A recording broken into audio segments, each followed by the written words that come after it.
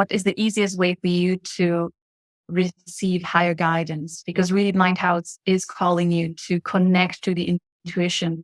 And in order to do that, you need to first of all create space for it. You need to stop the inner chatter. So how do you do it?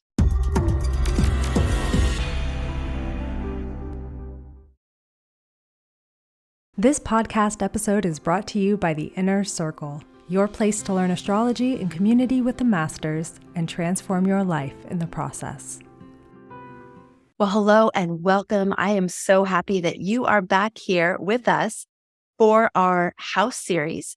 And today we're going to be taking a deep dive into the ninth house. And I am here with galactic astrologer and upcoming Inner Circle astrologer guide, Julia Balaz, who will be helping us understand all things ninth house. Each week, we're releasing a new episode focused on one of the houses, taught by one of our Inner Circle astrologer guides and mentors. And we are going to be opening up our membership very soon. So if you are not yet on the waitlist, I highly recommend you do that. You can go to astrologyhub.com/IC23. All of the teachers that you're meeting as a part of this house series are going to be our astrologer guides for the entire 12 to 13 months ahead. And so if you love them, this will be a great time to just have that very regular, consistent teachings from them as you continue to deepen into your astrological studies. I'd love to just give you a little bit more background on Julia. She is amazing. We are so grateful to have Julia here with us at Astrology Hub, and especially in the Inner Circle. So for many years, Julia felt guided to meticulously study astrological charts of her clients after their regression hypnosis sessions. She was looking for some verification on extraterrestrial information that came up in so many of those sessions. As a result of analyzing close to 2,000 astrological charts, including fixed star alignments, Julia feels called to share her research data confirming epic cosmic orchestration and influence of celestial bodies on our lives, supporting our collective evolution. A passionate researcher of souls journeying through cosmos, Julia shares her intriguing discoveries on her social media and in her online courses. And she is here with us today, and we are so grateful to be talking about the ninth house, which for me just feels like the perfect house for you specifically to be talking about, Julia. How'd you feel when you got assigned ninth house? Celebrated, happy dance. Exactly. And last week when we were covering the eighth house with Ryan Butler, I found it really interesting. The eighth house is just such this like deep kind of a little bit brooding and, not the most uplifting of conversations at times. But then you go right to the ninth house where it's like you went into those depths in the eighth house and now you're coming out in the ninth house and it's a very different energy. And that's one of the things that I love about the cosmos. It's like, it's not all one thing. We're always moving through these different energies and they're all within us. And so we're having this opportunity to experience all of it. So Julia, let's start here with the ninth house and just go high level. What does the ninth house represent in astrology? Thank you. And before I go there, I just want to point out what you just said there. It's actually quite genius how each house following the previous house is kind of correcting the extreme of that previous house. They're correcting each other. When you think about it, it's actually quite amazing how it truly is so. So we go from this deepest dive of the eighth house to the highest highs of the ninth house. Wow. And just reflecting on what we covered in the eighth house, one of the extremes of it may be one of the things Ryan brought up quite a bit, which is that anxiety and fear and depression on some level could be potentially seen as one of the extremes. And what I'm hearing from you is that what the ninth house offers is almost like an antidote to some of those experiences. Yes, like let's be resourceful. Let's find a way. Let's figure this out. It's like a problem-solving house. Oh my gosh, you used the word exactly that he said. He said, if you're resourced, if you're going through an eighth house transit and you're resourced, then that's when you actually get the benefits of that challenging time in your life. So amazing that you're literally echoing without having even seen the eighth house. The synchronicity. Yes. Yes. So if you look at the traditional astrology, which derives meaning of different planets and houses based on how nature manifests in everyday experiences. So by traditional astrology, the ninth house is the house where sun has its greatest joy. If we think about the transit of the sun going clockwise, then the sun is at its highest point of heat at around 3 o'clock, which is the ninth house position.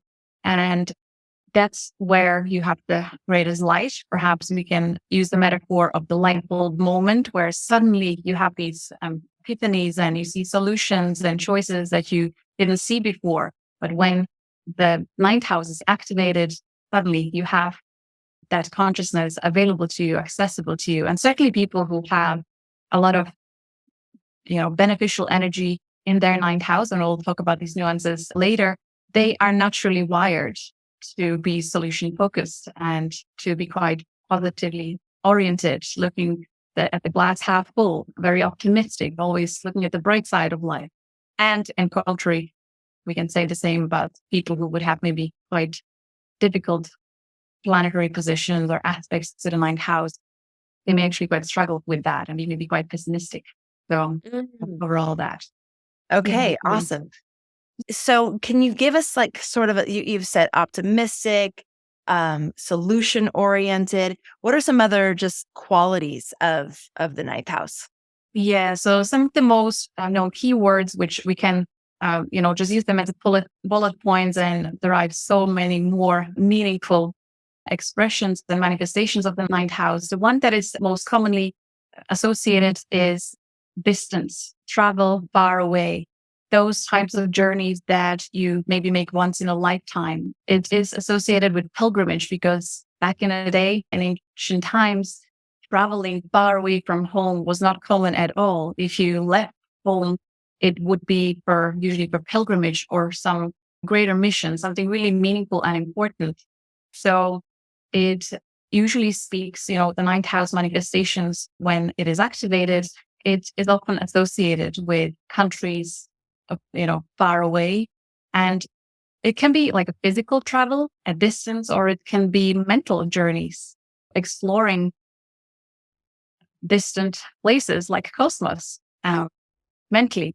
I've noticed, if I can go into that detail now, when planets in the ninth house are positioned in the first 10 degrees, the manifestations of the ninth house tend to be about travel, physical travel, and living in other countries or marrying someone from another country, depending on where the rulers are and how it's connected to other houses. When the ninth house planets are in the second decan, 11 to 20 degrees, it tends to be more like mental travel and a lot of study and education and choosing, university and things like that, or teaching, kind of in the mental field. And then if the planets are in the third decan, so the 20 to 30 degrees, that tends to be more about spiritual pursuit, religious pursuit, things like that.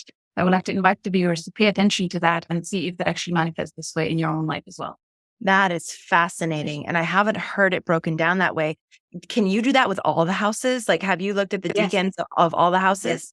Yes. I've been paying attention to this for many years and it's spot on. So, okay. And just for people, decan is physical, second decan is mental, and third decan is spiritual.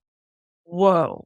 Yeah. Fascinating. And for people who don't know what decan is, can you just give us a quick definition? So every zodiac sign has 30 degrees. And if you split that into 3 decans of 10 degrees each, that's what it is. And what if you're right on that 10 or right on that 20? Like, which one are you in, the one before or after? It's a bit of both. Okay. Yeah. Okay. Amazing. Okay. So we're talking about travel.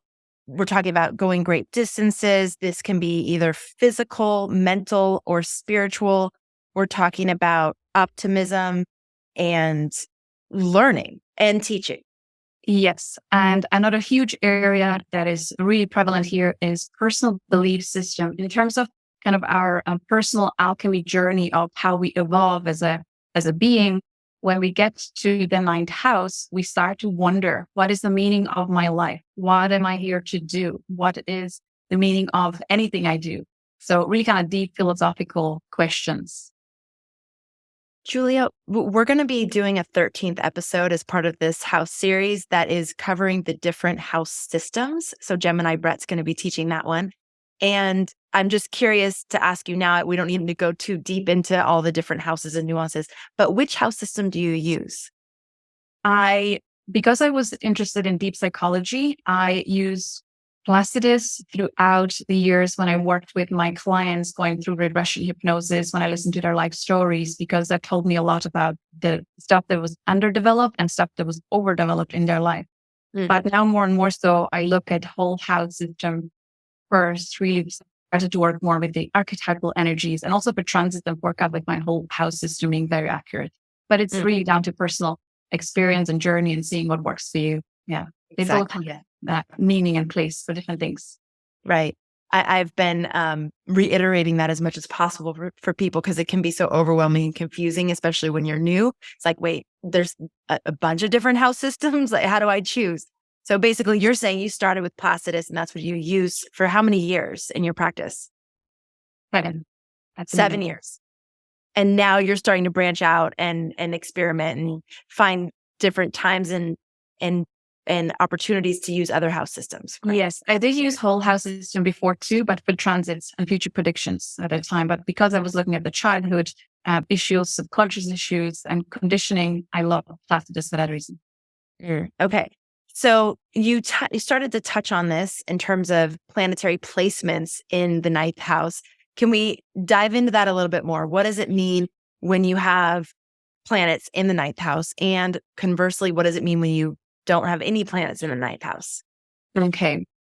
So depending what planet is there, it'll manifest differently. And also then it will connect to different houses in the rest of the chart. So it's, each of this element will add additional puzzle pieces and clues to how we find higher meaning in life, or what are our personal beliefs about life, how we relate to travel, how we relate to education, and all these things that we discussed already. So for someone who would have several planets or even like stellium of multiple planets, more than 3 planets in the ninth house, they will tend to naturally be focused in direction of, thinking about higher truth or searching for truth, being in quest of wisdom, knowledge, information, and it'll all, manifest differently depend on which zodiac signs are coming into the mix of that and connection to the other houses. I want to point out if there is Saturn, for example, in the ninth house, then the person actually might turn out being quite skeptical about any religious beliefs, any philosophy, or even about astrology, because ninth house is also a link to astrology and astrologers. So someone with Saturn in ninth house might actually be quite dogmatic. And if we add Mars to the mix, they might actually be fighting against astrology, against philosophy, religious. And it's kind of funny because they're living a big expression of astrology in their own charts. So the paradox of life, right? Yes. I've noticed with people who have, for example, like Chiron in their ninth house or Lilith in their ninth house, when we look at their past lives or ancestral stories, when we look at their soul records, they were reliving an echo of previous experiences where they suffered because of religious dogma, where they, say, for example, lived as shamans or naturopaths. And when the church was rising and trying to disempower everyone that had direct access to source from within, they suffered that fate. And now they're reliving the similar circumstances with Chiron or Lilith in the ninth house. And they are called to stand up for their values and beliefs and not to let their power be taken away by dogmatic, judgmental people any longer. So that seemed to have been every single time that I've seen these alignments. I will continue with 2 more planets, if I may. So if we have someone who has, for example, Venus in their ninth house, they will navigate towards beliefs and personal life philosophy that is connected to music. They may become composers of like devotional music or meditation music or art that becomes quite like a therapy and, their philosophy of life, of their personal expression. If we have someone with Mars in their ninth house, they may navigate towards things like martial arts or Tai Chi, something that is action connected to taking action, but at the same time, there is some higher meaning or philosophy in it. People who tend to have a lot of planets, like say Sun, Mercury in their ninth house, tend to actually be prominent teachers or journalists, publicists, writers, gurus, even. And it very much depends on if there is a connection to the 10th house as well. If we get to point of teachers or professors of higher education, that there usually is a connection to the ninth house as well. Perhaps the rulers of the houses are actually sitting in each other's houses. So, and that brings me to the point where there is no connection to the 10th house and ninth house. I tend to see that with people who have a career, they choose a career that is really just paying the bills. They don't necessarily have a higher meaning. They don't see higher meaning in what they do. And they don't really mind. It doesn't bother them. They find higher meaning in other things, maybe in their hobby, taking up art class or reading books that expand their horizons. But their career is a separate thing altogether. Whereas people who do have connection between the 10th and ninth house, they will not be happy and satisfied in their career until they do something that aligns with their higher beliefs that are represented by the ninth house alignment. Fascinating. Wow. You didn't cover Pluto. Pluto in the ninth house. It's quite intense and transformational. These people would seek philosophies and perhaps religious experiences that are quite transformational and very intense. So these would be people who perhaps go and live in a ashram. And that's, it's like full dive into religious beliefs, very intense. Okay, so if you're listening to this and wondering how to figure out if you have a connection between your ninth and 10th house, or if you have a connection between your ninth house and any other house in your chart, this is where rulership comes in. And actually, Kaylin Castell, who did our fourth house, used a different word besides rulership. She used resonance, which I was like, oh, I like that. I love that. Yeah, if there's resonance between the houses. So you can go to astrologyhub.com/ruler and get our little free guide that helps you figure out how to find the different rulers of each house or the different resonances between each house, and then how those might be connected. So you'll be able to look at your chart and start to put these things together for yourself. So again, that's free. That's at astrologyhub.com/ruler. Okay. May I give an example of when there is a connection? So for example, midheaven, the 10th house is cusp of Cancer. Cancer is the cusp of the 10th house. Gemini at the 9th house. And Moon, which is ruled by Cancer or rules Cancer, is in the 9th house, for example. And so that person can become a writer of something that is actually quite, touching the emotion, focused on the emotions in some way, for example. I love it. Okay, this is great. Is the ninth house Gemini and Jupiter with this connection as well? There's Jupiter and Gemini in the 9th house. So that was the writer's, the journalist person. Great. Okay. Is there a connection between the 9th house and the 3rd house? Yes. So with astrology, as we know, the 12 houses we have these 6 opposing archetypes that are intricately connected. So whenever we want to expand on our 9th house, or when we want to shine our greatest light, when we want to evolve and be the best version we can be, we should always also look at our 3rd house, because, we can focus so much on higher philosophy, gaining knowledge and higher understanding. Let's say if we have Capricorn ruling the 9th house, we need to look at the Cancer as well that would be opposing in this example to deliver the high wisdom in a nurturing way so that people can connect to it. Because the 9th house, if we think of it as a house of God by traditional astrology, and we think of the 9th house as a house of the goddess, and also something that is connected to the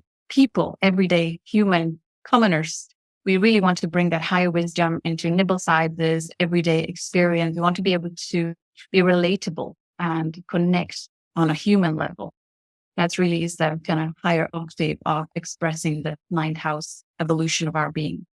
Oh, God, I marvel all the time, Julia, at how brilliant the design of the cosmos is, and how it's just, if we're paying attention to all these aspects, there's a balance that we can create in our lives. It's, sometimes people talk about, new age or spiritual people, and that gets like lumped into one thing often as being woo woo and ungrounded and like, out there and not able to manifest reality in their lives, in their day-to-day lives. So if you're paying attention to this balance or this polar energy, then you would be tapping into both aspects of those things. 100%. Yes. And we could go on and give example of each zodiac sign and the polar opposite of that, how to deliver it, but I'm not sure if we have that much time. Well, and now that you've brought it up, I'm sure that everybody would want you to do it. So I think it'd be helpful. Yeah. Maybe a few.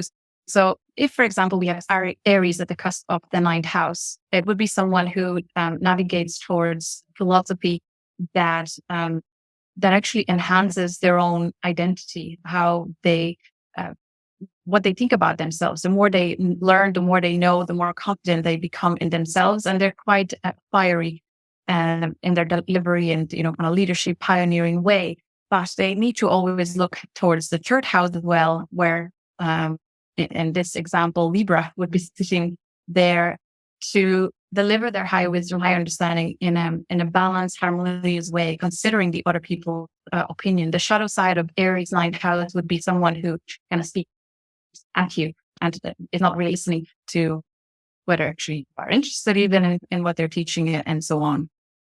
Or if it's not really connected to the philosophy and learning, Aries ninth house, it would be traveling and seeking adventures that are very fiery and maybe even kind of risky. But they have to be careful and find some balance in Libra third house, making sure that they're safe. Okay.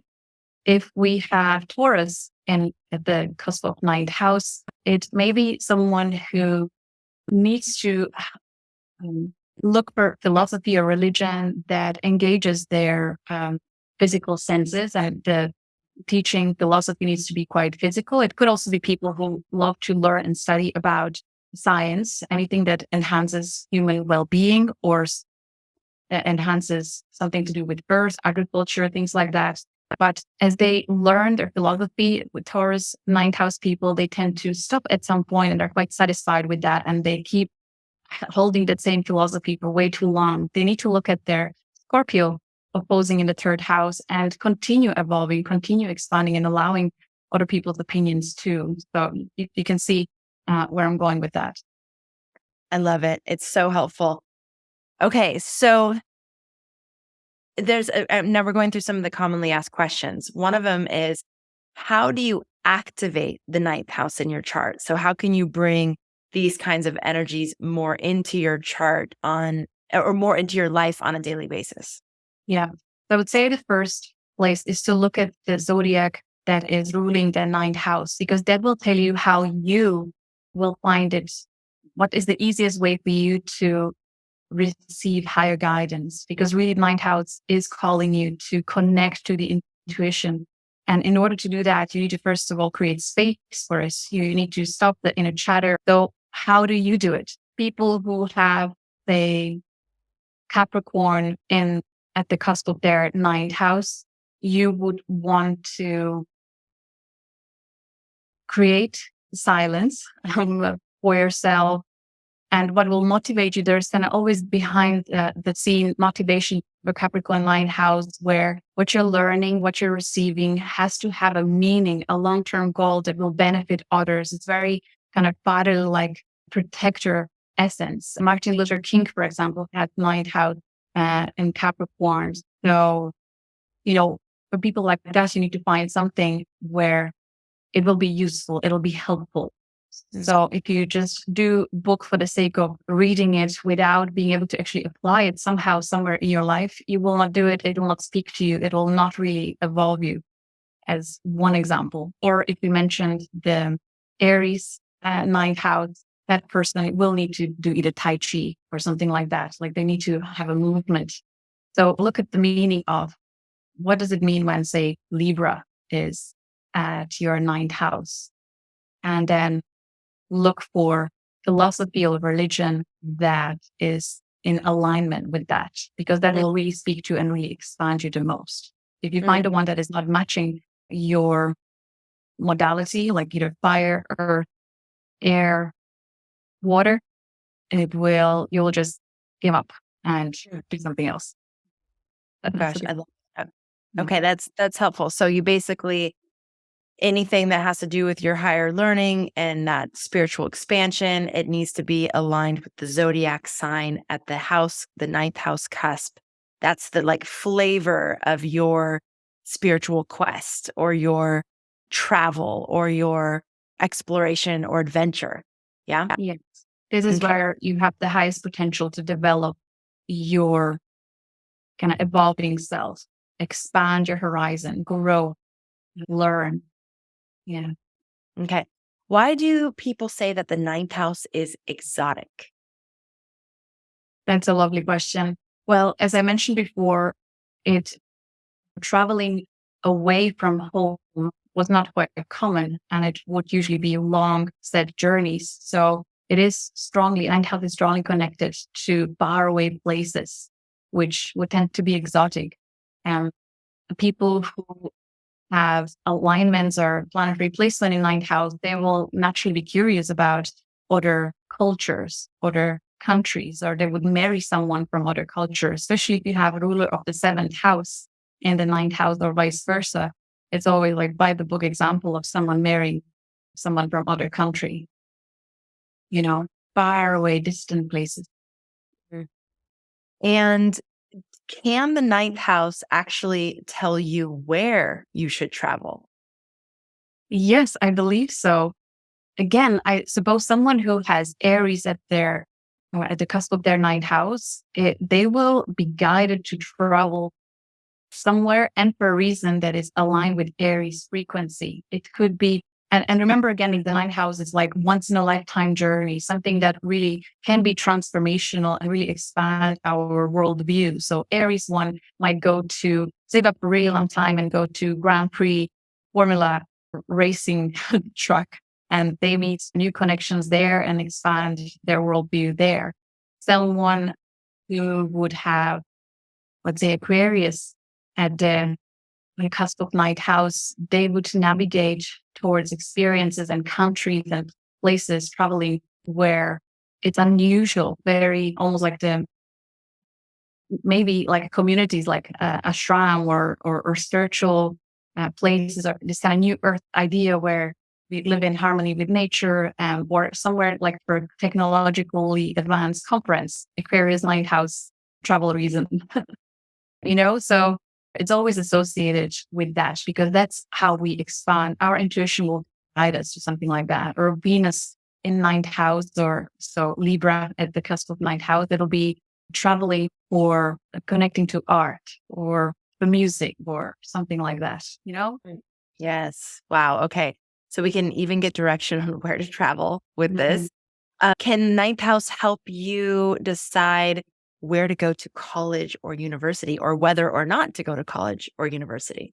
Yes, absolutely. So let's say Scorpio at the cusp of ninth house, it will be person that will navigate towards studying deep psychology or astrology or occult sciences, things like that. If it is Virgo at the cusp of ninth house, it will be someone who might be more inclined to choose higher education connected to medical science.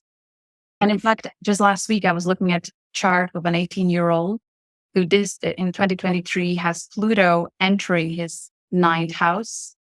And he is deciding whether going to university is astrophysicist, his 10th house is called Aquarius, or traveling abroad and living with his family abroad and just kind of expanding his religious beliefs based on the family that is living gnostic life.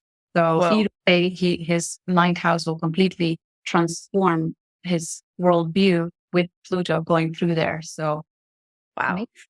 It's amazing. I love when it works like that. I mean, actually, even in the eighth house discussion, we were talking about how textbook it can be, how literal it can be when these things happen. It's not like, giving you a slight indicator. It's like specific, spot on.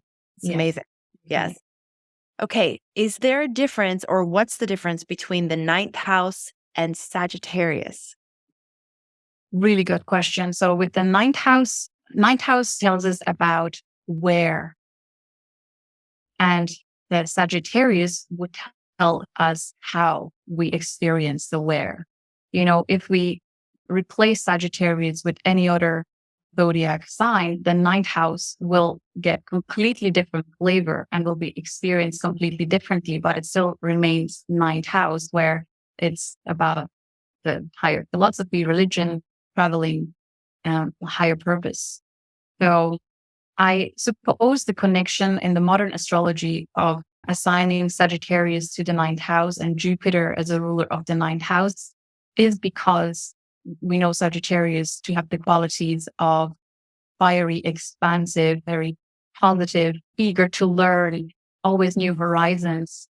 And there is some resonance to travel, distance, expansion, things like that. And then Jupiter is all about expansion, good fortune, things like that. So there is some resonance to it, but they're two different things. One is where, one is how. I like how you're explaining that. There's definitely a lot of confusion around that. So I'm grateful that you're reiterating some of the things that other astrologers are saying in terms of sort of, yes, there's resonance between those two things, but decoupling them so that we can look at them as distinct entities. There's the ninth house, and then there's Sagittarius, and then your ninth house will not necessarily have the flavor also of Sagittarius. Your ninth house may have the flavor of some other zodiac sign, whichever one is on the cusp, right? Yeah. Yeah.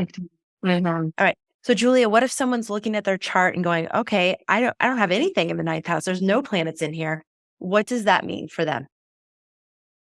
It's important to gain a lot of information through the zodiac sign that is at the cusp of the ninth house. That'll give you so much information. And then where is the ruler of the ninth house in the natal chart? There will be a dynamic, a connection. The energy will flow between two areas of the house. And it can be quite prominent, even though your ninth house is empty. There may be several planets, say in the 8th house or 10th house, and they're directly linked to the ninth house in one way or another. So actually it is activating your ninth house that way. So it's not all black and white. Can you give us an example of that? So let's pretend someone has an empty, quote unquote, ninth house, and just give us an example of, finding the ruler and then finding where that planetary ruler is in the chart, and then how you would synthesize that together. Yes. So for example, my ninth house is ruled by Capricorn. Capricorn is at the cusp of my ninth house. It's empty. And the ruler of that is in my 6th house. The ruler of that, which is Saturn. But Saturn is in my 6th house.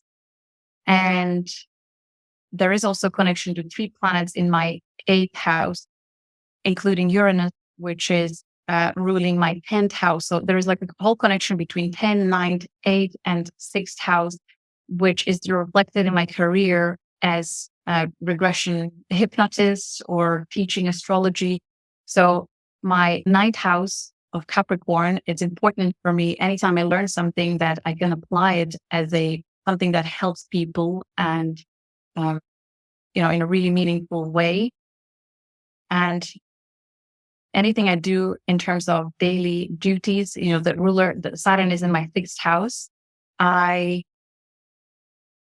everyday affairs are connected to my teachings, my philosophy. There is a deep connection between these two houses. And then it also kind of leads into my career fully and completely. So, or for example, the ruler of the 9th house being in the 4th house. So it is typically someone who completely takes on the beliefs of their family, their parents, everything that household believed in, they will continue on in those beliefs, in their own life philosophy. They'll be completely one and the same thing. Does that cover the example? Yes. It's great. I love just helping it come to life a little bit more so people can look at their own chart and start to go, oh, okay, I can see how these things might be linked together and how this is playing out in my life. And even taking it a step further, how I can actually use this understanding to make even more confident choices in my life and affirm who I think I am, but like just actually have the confirmation from the chart that yes, like this is who I am. I don't need to try and be anything but this. And I can just focus on living the highest expression of what this is. Thank you. I will share one example that is usually hard to translate into everyday experiences. That usually when the ninth house is linked to the 12th house by rulership, it tends to be people who need a lot of solitude to reflect on their higher life philosophy, higher meaning of life, and who often ponder the importance of the subconscious and everything that happens in the unseen world, mentally, physically, spiritually. And again, look at the decans of where are the planets positioned. And one more example of my husband who has fourth house in Pisces and Jupiter in his ninth house at a very early degree. So it's about the physical experience, expression of the ninth house rather than philosophy or teaching, studying. One would presume that Jupiter in ninth house, that there'll be a lot of expansion and the person will be really preoccupied with searching for higher meaning. But it's not the case with my husband much. Like he gets whatever new concept comes up, but he's not necessarily seeking it. I feel the manifestation of his ruler of fourth in the ninth was really about moving abroad. The minute he finished his education, he moved out and he was really quite happy. Wow. There, Wow. Amazing. Julia. I love to use this example as well, because it is the nuance of these, of in particular Leo in ninth house, which is his case. I would presume, if I didn't know this person, that Leo ninth house, there will be someone who will really crave to be seen and heard in teaching higher philosophy, but it's not his case at all. It really was about moving abroad. And today, as I was reflecting on it, I realized that he shines the most whenever we travel abroad. Whenever he's in completely new environment, he's in his element. He loves exploring, getting to learn about the new places. So that's how that Leo is manifesting there. And again, it's perhaps because it is Jupiter at a very early degree. It's really about the traveling rather than, higher education and teaching. Although it's physical, the physical part, like you were saying earlier. So the first 1 through 10 being physical, 10 through 20 being mental, and then 20 through 30 being more the spiritual realms. Wow. Fascinating. And how validating for him. And actually how directing for him, because now he knows that that's an important part of life for him. It's not a nice to have or, it's not an indulgent luxury. It's like part of his wiring that when he does those things, that's when he experiences the most expansion, where he is the most himself, all those things. So it's beautiful. Yeah. Wow. And how lucky for him that you know that about him. Like how beautiful. Because then you don't have to think about him being any other way. It's like just encouraging him to be who he is in that way. Absolutely. Yeah. Beautiful, Julia. Now, as an inner circle astrologer coming up, what will your masterclass be for our members, our students? Galactic center, super galactic center, great attractor, and Shapley attractor, these massive, mighty black holes, magnetic forces, and how they influence evolution of our consciousness on individual and collective level. And bringing that actually into this, if you have, Sagittarius degrees, early Scorpio degrees, early Libra degrees, they're connected to these powerful forces. If you have these in the ninth house, I found through so many students in our course that you have access to quantum awareness. People are wired to cosmic consciousness. They are able to perceive things in a very multidimensional way. So if ninth house has any of these, like galactic center, super galactic center, there's the attractors, it's like a whole other level of consciousness. And it's to be that way for many people that have these alignments. So it's going to be an amazing thing to explore with you. Julia, I'm having an insight in your chart. And one of the reasons why I really love you as a teacher, well, as a human, but also as a teacher, is I can feel that Capricorn ninth house, because you are able to convey very like mind-blowing out there, like cosmic ideas in a very grounded and practical and believable. There's something so tangible about the way that you do it. Whereas I could see someone else, maybe it being just so out there that most people can't get it and they can't understand why it would matter in their life today. but you are very uniquely skilled at doing that. And so I love having that little insight in your chart and then watching it play out in the way that you show up and teach and facilitate and all of it. It's really, really beautiful to watch it in action. Thank you so much. That brings me to a point of mentioning the notes, because we didn't talk about them, having them in the ninth house.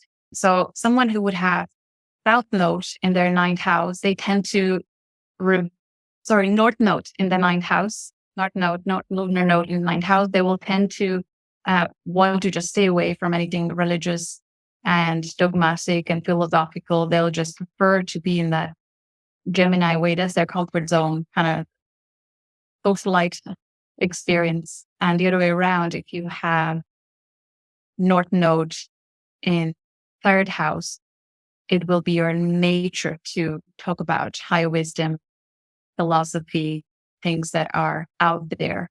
And I speak from experience, and this is actually something that really helped me bring higher wisdom into digestible nibble sizes, because my North Node is in Gemini. So I understand that for many, many lifetimes, I was seeking truth, living on the mountain, being astrologer hidden in the house just with the telescope and, mapping charts, but not really delivering it to society. And in this life, I'm not allowed to do that. I have to be connected to humanity and deliver it in understandable, nimble sizes.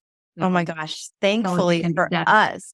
Yeah, thankfully for us, that is the wiring this time. So thank you, Julia, for selecting that beautiful design. And thank you, universe. So amazing. Julia, this has been such a gift. Thank you so much for being with us. If you love Julia's teaching and you're loving the teaching of all the different teachers that we're highlighting here on this house series, highly recommend that you get on the waitlist for the Inner Circle. We are going to be opening up enrollment very soon, and we're going to have a kickoff event that you're all invited to as well, where you're going to get to meet all these teachers once again. We're going to be talking about big life transits, so life-changing transits that happen throughout everybody's life. So the ones that we all share, and then some of the unique ones that are happening right now in this period of time, but also unique ones that might come up for you in your chart. And we're going to be featuring all 13 of the astrologers that you're meeting as a part of this house series, and all 13 astrologies who are going to be guiding us through this next year ahead. And Julia, this has been such a pleasure. The ruler guide, the free gift, if you haven't picked that up yet, astrologyhub.com/ruler. The waitlist for the Inner Circle, astrologyhub.com/IC23. IC as in Inner Circle, and then the number is 23. Wow. Anything else you want to say before we wrap up, Julia? Just adding the fixed stars to the picture. Yes. Yeah, I highly recommend people to look at the different degrees of various known big stars. And if you have those aligned to any of the planets in the ninth house, you can kind of work with that higher wisdom of that star system to help you evolve. Because people who would have, for example, Arcturus connected to their ninth house or Sirius, they tend to have these qualities of deep, profound wisdom, very ancient wisdom, in connection to the being they find. So there is another layer you can go even deeper if that speaks to you. It's endless. I love how multifaceted it is. And if you're listening to this going, what? Fixed stars? Arcturus? What are you even talking about? It's okay. All these different layers of for me, it's like the code of reality. You will get exposed to them, and you will be, when you're ready for them, you'll be able to retain it, and it won't feel overwhelming. So whatever amount you can grasp right now, that's the perfect amount for you.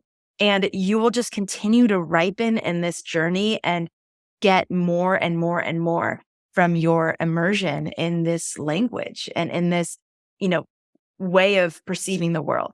So what I love to say is just enjoy the journey, relax. There's no grades. There's no destination. It continues to unfold as you just continue to say yes to going deeper. So just want to leave you with that little reminder, and really looking forward to connecting with you next week for the 10th house. If you've missed any of the episodes in this series, they are there for you. You can go have a binge watching weekend and just get totally caught up. And you will be amazed at how much you learn and pick up as you go. And again, leave anything that is over your head for now. And you'll come back to it in a couple of years and go, oh my gosh, I can understand so much more. This is amazing. And that's just basically how it works. So thank you so much for being here, Julia. It's been such a pleasure. Thanks to all of you for tuning into this series, for being a part of our community, and as always, for making astrology a part of your life. We'll see you on the next episode.